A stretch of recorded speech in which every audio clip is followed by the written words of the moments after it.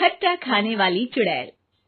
रात को अचानक राधिका मौसी को किचन से कुछ गिरने की आवाज आई।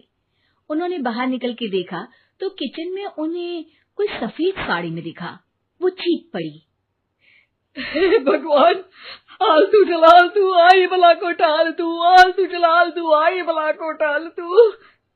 राधिका मौसी को चीखते सुनकर श्रवण बाहर आता है भागते हुए। अरे माँ, क्या हुआ? क्या देख लिया? दादी माँ आ गई क्या सपने में? अरे बेटा, रसोड़े में देख तो कौन है? श्रवण रसोड़े में झांक कर देखता है और उसे कोई नहीं दिखता अंदर। अब रसोड़े में तो कोई नहीं है माँ। कोई सफेद साड़ी में नहीं है क्या? नहीं माँ, कोई भी नहीं है। चिल्लम चिल्ली की आवाज सुनकर काजल भी वहां आ जाती है। अब क्या हो गया माँ जी? अरे बेटा, रसोड़े में एक चुड़ैल थी सफेद साड़ी में। अरे क्या कर रही थी वो अंदर? अरे बताया नहीं, कल आएगी ना तो पूछ लूंगी। चुड़ैल जी, आपका क्या प्लान है?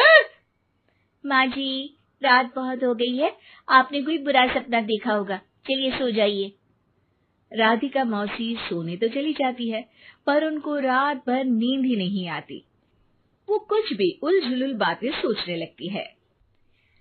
कहीं चुड़ैल की वजह से तो घर में टेंशन नहीं हो रहा, कहीं उसी की वजह से तो वो दादी नहीं बन पा रही।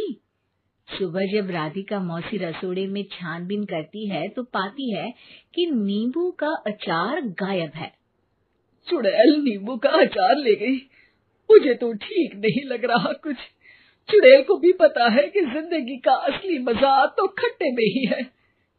राधिका मौसी झट से श्रवण को फोन कर देती है। बेटा, मुझे समस्या समझ में आ गई है, हमें एक तांत्रिक की जरूरत है। अरे क्या बोल रही हो माँ, तांत्रिक की क्या जरूरत है?